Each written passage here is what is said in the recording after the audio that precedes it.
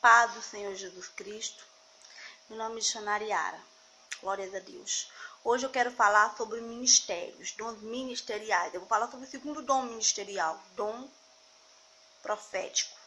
Ministério profético. Glórias a Deus. Eu gostaria de explicar primeiramente que ministério profético é diferente de profecia. Porque a profecia, Deus usa em profecia qualquer pessoa, assim Ele queira.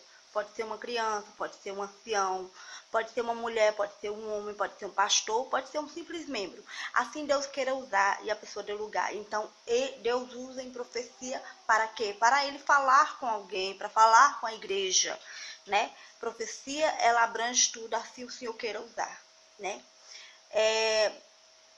O ministério profético é diferente. O ministério profético, ele é um ministério que Deus entrega. Há ministério de louvor, há ministério profético, ministério pastoral e assim vai.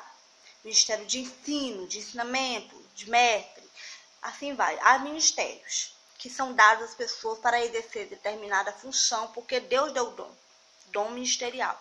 Então, o ministério profético, ele é um dom continuamente, é um dom constante, é um dom que você leva para toda a vida, que Deus te entrega. Ministério profético. O ministério profético no Antigo Testamento, ele era mais severo. Como assim? O profeta, ele tinha tanto medo do ministério profético, porque ele sabia que era uma responsabilidade muito grande, porque ele teria que renunciar a muitas coisas, e ele teria simplesmente que viver o que Deus estava sentindo. Um exemplo é Oséias.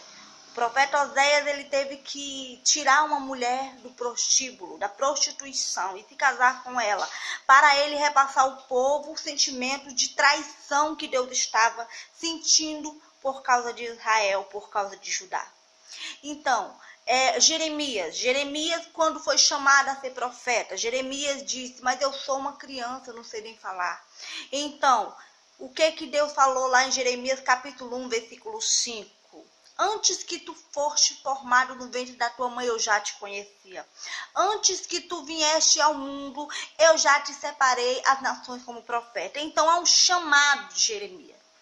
Então, o chamado já estava predestinado a ser profeta. Louvado seja o nome do Senhor.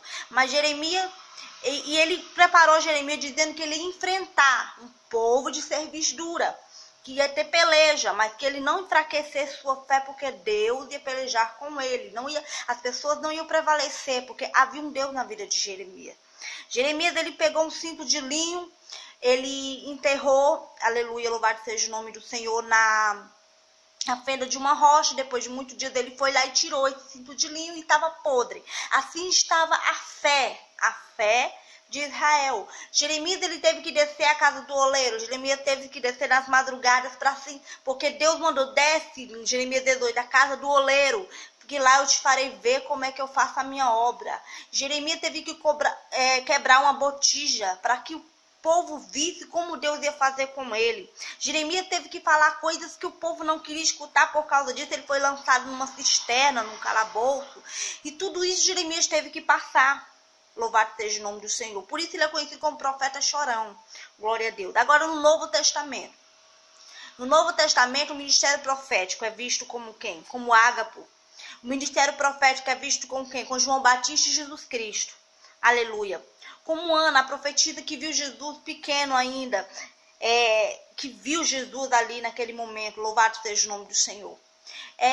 João Batista, ele era da linhagem de Levi, porque ele era filho da tribo de Levi, Zacarias.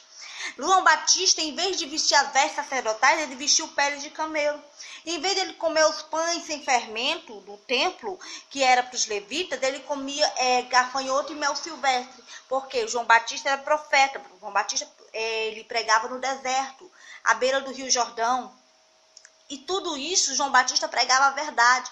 E por causa de tanto ele pregar a verdade, ser um homem separado para fazer a vontade de Deus, ele perdeu a sua cabeça. Por quê? Porque chamou a atenção de Herodes e Herodias, que estavam cometendo adultério. Aleluia, louvado seja o nome do Senhor. Então, os profetas, eles são assim, a característica principal do ministério profético. Eles não têm muitos amigos. Eles não têm opinião própria, eles fazem o que Deus manda.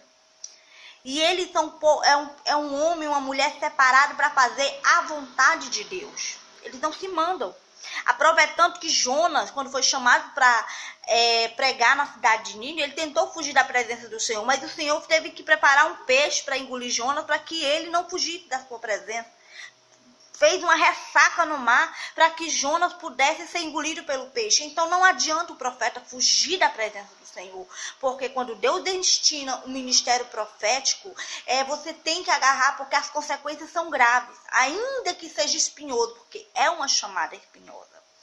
Então, o ministério profético, ele também não pode ser usado de uma maneira irresponsável. No Antigo Testamento, quando um profeta, como os profetas de Baal, o profeta Balaão, que eram subornados para amaldiçoar o povo de Israel, ele não conseguia amaldiçoar, porque o povo era abençoado por Deus. E os profetas de Baal, eles profetizavam mentira. Se um profeta profetizasse mentira, ele era morto. Aleluia, louvado seja o nome do Senhor. Então, os profetas de hoje, como existem muitas apostasias, existe muita mentira, muito engano no meio do povo de Deus, aí nós temos que saber ter discernimento espiritual. O que é discernimento espiritual? Um dom do Espírito Santo, para saber o que é de Deus e o que não é. Então, esses profetas, tudo que contraria a palavra de Deus, toda árvore que produz espinhos, ervas daninhas, que não dão fruto de justiça e arrependimento, não são de Deus. Porque não pode uma fonte produzir dois tipos de água. Ela produz uma água limpa ou ela produz uma água suja. Então nós temos que prestar atenção nos profetas, nos falsos profetas. Porque Jesus dizia que iam existir falsos profetas. Há um grande falso profeta que vai se levantar, que é chamada a besta, o anticristo. Vão se levantar para tentar blasfemar contra as coisas de Deus e enganar o povo de Deus. Mas a igreja eleita, a noiva, preparada do Cordeiro, ela vai estar pronta para quê, irmã Yara? Para ser arrebatada. Porque ao toque da trombeta vamos estar vigilantes como no centro da vontade de Deus, à espera do noivo chamar. Porque não passaremos essa grande tribulação. Mas nós vamos contemplar o começo dela. Porque grande coisa já estamos vendo acontecer. A mentira, a apostasia. Se prega muito prosperidade, não se prega arrependimento, santidade, Jesus está voltando, não se prega mais isso. O que se prega mais é a teoria da prosperidade, onde as pessoas têm que se apegar com as coisas aqui na terra. Venha como está e permaneça como está. Não mude, Jesus te ama do jeito que você é. Mas um evangelho que não tem renúncia, um evangelho que não tem, aleluia, um novo nascimento, não é o evangelho de Cristo Jesus. Jesus diz, aquele que não toma a sua cruz e segue-me, não é digno de mim. Porque o passaporte para tu chegar no céu é a cruz. A cruz requer renúncia, a cruz requer esforço, a cruz requer sacrifício de obediência. Se Jesus foi obediente até a morte de cruz, por que você não quer passar pelo Calvário? Você tem que beber o cálice do Calvário. Você tem que beber o cálice da obediência. E isso é morrer para o mundo e nascer para Deus. Não adianta você tentar dizer, ai, Deus me ama do jeito que eu sou. Não é assim. Você precisa nascer de novo. Você precisa ser nova criatura para que Deus possa te chamar de filho dele. O bom filho obedece ao seu pai. Louvado seja o nome do Senhor.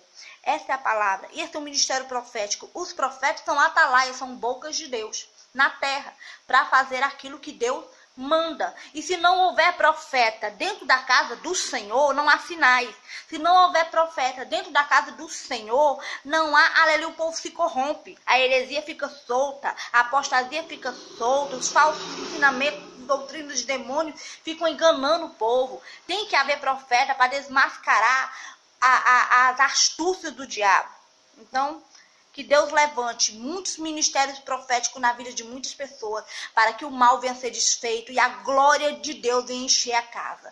Esse é o que eu peço todos os dias, para que Deus venha encher a casa e venha se manifestar com toda a honra e toda a glória que só pertence a Ele, para sempre. Amém.